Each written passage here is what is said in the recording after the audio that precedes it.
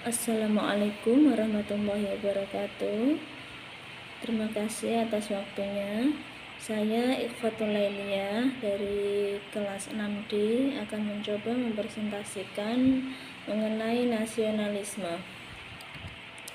Nasionalisme merupakan jiwa bangsa Indonesia yang akan terus melekat selama bangsa Indonesia masih ada.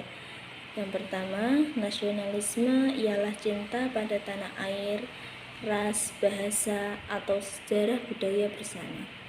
Yang kedua, nasionalisme ialah suatu keinginan akan kemerdekaan politik, keselamatan, dan prestis bangsa. Yang ketiga, nasionalisme ialah suatu kebaktian mistis terhadap organisme sosial yang kabur. Kadang-kadang bahkan ada kodrati yang disebut sebagai bangsa atau folk yang kesatuannya lebih unggul daripada bagian-bagiannya. Dan terakhir, nasionalisme adalah dogma yang mengajarkan bahwa individunya hidup untuk bangsa demi bangsa itu sendiri. Selanjutnya, nasionalisme pada mulanya terkait dengan rasa cinta sekelompok orang pada bangsa, bahasa, dan daerah asal-usul semula.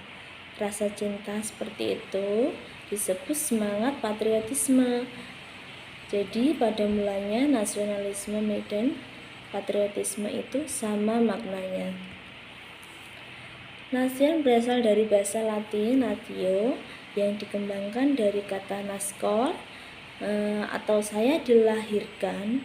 Maka pada awalnya nation atau bangsa dimaknai sebagai sekelompok orang yang dilahirkan di suatu daerah yang sama atau group of people born in the same place.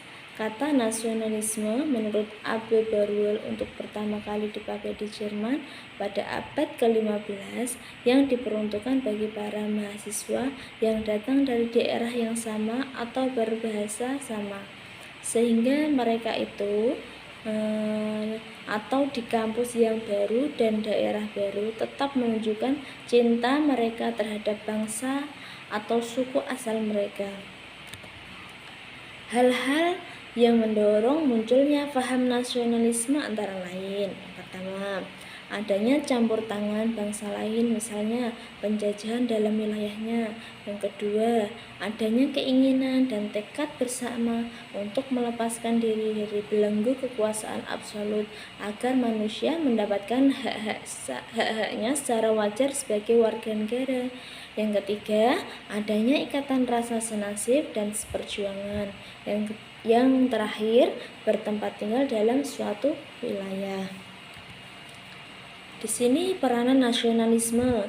Cendekiawan Soecatmoko menyebut nasionalisme bisa tidak adalah nasionalisme yang cerdas, karena nasionalisme itu harus disinari oleh kebijaksanaan, pengertian, pengetahuan, dan kesadaran sejarah. Soecatmoko 1991 halaman 29-30. Aspek goal menunjukkan akan adanya cita-cita, tujuan, ataupun harapan ideal bersama di masa yang akan datang yang ingin diwujudkan atau diperjuangkan di dalam masyarakat dan negara. Cita-cita itu mencakup seluruh aspek kehidupan manusia, baik sosial, ekonomi, politik, ideologi, budaya, dan lain-lain yang disepakati bersama. Baik, terima kasih saya ucapkan. Mohon maaf jika ada salah kata dalam presentasi saya. Saya ucapkan terima kasih. Wassalamualaikum.